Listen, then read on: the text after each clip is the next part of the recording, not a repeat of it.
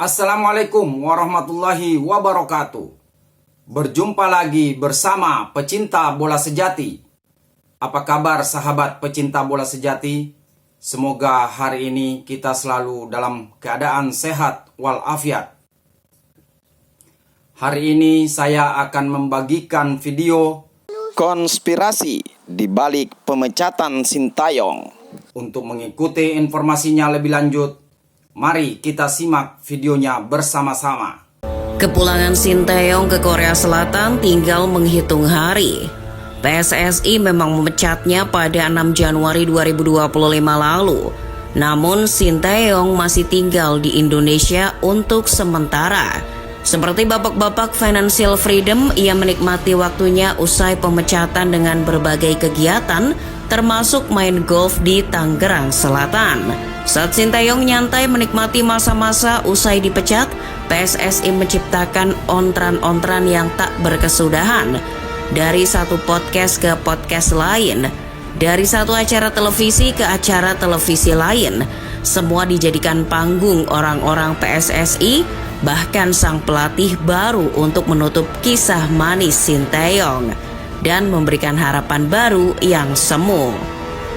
Dari pihak Sintayong tetap diam untuk sementara waktu, seolah-olah membiarkan PSSI menari di atas luka. Miris, saat pihak pelatih diam, fitnah dan tudingan pada STY mencuat. Akhirnya, usai segala cas-cis-cus PSSI, belakangan konspirasi di balik pemecatan STY terbongkar. Mari kita membahasnya. PSSI mengumumkan pemutusan kerjasama dengan Sintayong pada Senin 6 Januari 2025 lalu. Kabar ini mengejutkan banyak orang. Siapapun sepakat ini keputusan mendadak.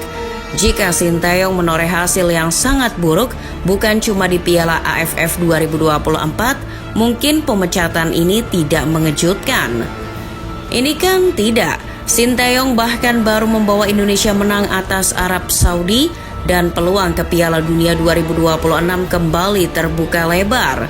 Timnas Indonesia berada di jalur yang lurus untuk mencapai Piala Dunia pertama sejak negara ini disebut Republik Indonesia. Sepak bola hari ini yang kejam memang sering menyisakan ruang untuk sesuatu yang tak terduga, tak terkecuali pemecatan pelatih. Lumrah bila pelatih dihajar rentetan hasil buruk, ia akan dipecat. Misalnya Erik ten Hag di Manchester United atau Julen Lopetegui di West Ham United. Di level internasional, kita bisa mengambil contoh Roberto Mancini di Arab Saudi. Namun barangkali hanya yang dialami Sintayong ini yang literally mendadak. Ten Hag sebelum dipecat sudah di ultimatum MU. Lopetegui juga kurang lebih sama.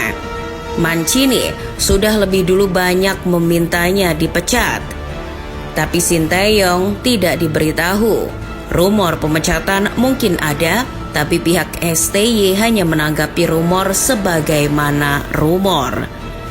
PSSI memang berkali-kali bilang akan mengevaluasi kinerja STY. Tapi jika ingatan tak memberontak, dari PSSI tak pernah dikabarkan berniat memecat STY.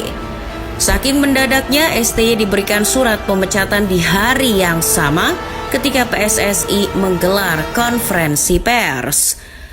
Melalui platformnya Dedi Cahyadi, Kim Jong-jin, analis performa timnas Indonesia di bawah STY, membeberkan banyak hal di balik pemecatan.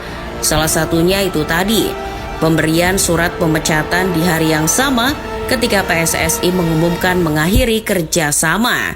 Menurut penuturan Kim Jong-jin, Sintayong baru diberi surat pemecatan 2,5 jam sebelum PSSI melakukan konferensi pers pada 6 Januari 2025 lalu.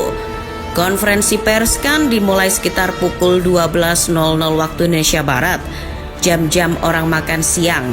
Nah, surat pemecatan baru diterima Sintayong pada pukul 09.30 waktu Indonesia Barat saat sebagian besar ibu-ibu sedang nonton silet.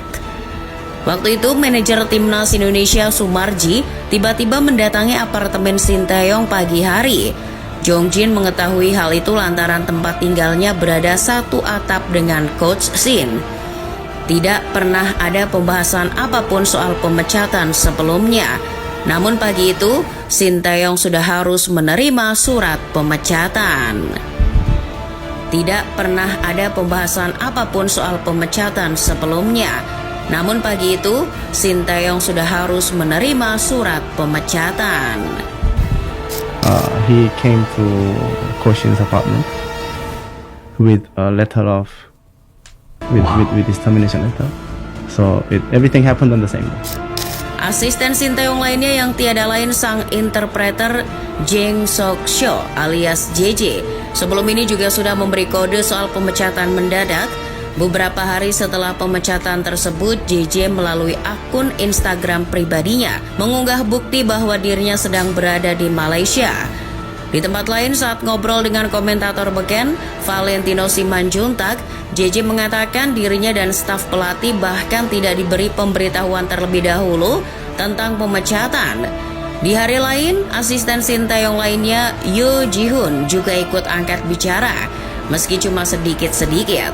Melalui unggahan Instastory pribadinya, mantan kiper Persipura itu menulis caption, "Stop hoax, stop bicara yang tidak benar." Banyak yang mengira caption itu ditujukan ke PSSI yang sibuk obral bibir, walau Yoo Ji-hoon sendiri tidak mengklarifikasi soal unggahan tersebut. Nah, balik lagi ke Kim Jong-jin. Jong-jin mengira surat pemecatan itu hanya ditujukan secara spesifik buat Shin Tae-yong. Namun kenyataannya itu adalah paket surat pemecatan lengkap yang mencakup semua asisten pelatih. Menariknya, menurut Jong-jin, per 22 Januari 2025 lalu, STY belum menandatangani surat pemecatan itu. Masih ada hal-hal yang perlu dinegosiasikan antara pihak STY dan PSSI. Hal-hal apa saja itu? Sang asisten tidak mengetahui secara persisnya. Namun dari kasak kusuk di media sosial, PSSI konon masih menegosiasikan biaya kompensasi. Hingga narasi ini ditulis, dari pihak PSSI belum memberi klarifikasi akan hal itu. Usai konferensi pers pemecatan 6 Januari lalu, Shin Tae-yong masih berada di Indonesia. Ia sengaja tidak cepat-cepat kembali ke tanah airnya karena masih ada urusan yang harus diselesaikan. Mengutip laporan Suara, Shin Tae-yong ingin membalas kecintaan penggemar sepak bola Indonesia pada dirinya. Selain bertemu para pejabat seperti Farel Bramasta lalu Zulkifli Hasan untuk membahas perkembangan generasi muda Indonesia, Shin Tae-yong juga mencicipi dunia akting. Walau cuma jadi cameo, Tae-yong syuting film Ghost Soccer, Bola Mati, yang bergenre horor komedi. Shin Tae-yong menerima tawaran syuting film karena kecintaannya pada masyarakat Indonesia. Saya masih seorang pelatih sepak bola dan saya dicintai penggemar Indonesia. Oleh karena itu saya harus membalasnya. STY juga senang bisa berkontribusi dalam film itu. Karena menurutnya lewat film ia bisa menginspirasi orang untuk mencintai sepak bola dan membantu mendukung perkembangan sepak bola remaja. Terkait tanda tangan surat pemecatan, STY tidak berkomentar. Sang pelatih hanya ingin menyampaikan hal-hal baik saja tentang hubungannya dengan PSSI, terutama Erick Thohir. STY tak mau merusak momentum di sepak bola Indonesia. Kata Kim Jong-jin, Shin Tae-yong juga sudah berpesan padanya untuk melakukan hal yang sama. Satu lagi yang terkuak adalah masalah komunikasi dan ruang ganti. Di konferensi pers, Erick Thohir tidak memberi alasan spesifik tentang pemecatan itu. Yang keluar dari mulut Menteri BUMN itu sekedar kalimat bernada diplomatis. Kami melihat perlunya seorang pemimpin yang mampu menerapkan strategi yang disepakati oleh para pemain dan memiliki komunikasi yang baik. Kalimat itu kemudian ditangkap maksudnya sebagai STY yang buruk berkomunikasi. Seperti diketahui, STY tidak mahir dalam berbahasa Inggris maupun Indonesia. Komunikasi pun dianggap sulit dan terhambat. Tapi asisten STY membantah hal itu. Kim Jong-jin juga membantah ruang ganti yang memanas, terutama saat Indonesia kalah dari Tiongkok. Ia sekaligus membantah omongan Mark Klok yang menyebut STY diktator. Meski Klok sudah merevisi maksudnya, Jong-jin tetap meluruskan bahwa STY tidak begitu. Coach Shin adalah pribadi yang terbuka. Siapa saja yang punya ide boleh menyampaikan itu padanya. Komunikasi juga sebenarnya juga tak jadi masalah. Kendala bahasa juga sudah ditangani dengan adanya penerjemah atau interpreter. Kalaupun komunikasi ini menjadi masalah signifikan, Timnas Indonesia mungkin tidak akan sampai ke putaran ketiga kualifikasi Piala Dunia 2026, Piala Asia 2023, dan semifinal Piala Asia U23. Tapi memang menurut JJ, Sinteyong memiliki sikap berbeda apabila di atas lapangan. STY akan melayani pemain di luar lapangan, tapi di dalam lapangan pemain yang harus nurut sama STY. Kini Timnas Indonesia tak lagi dilatih STY. Patrick Kluivert dan gerbongnya melanjutkan apa yang telah dibangun.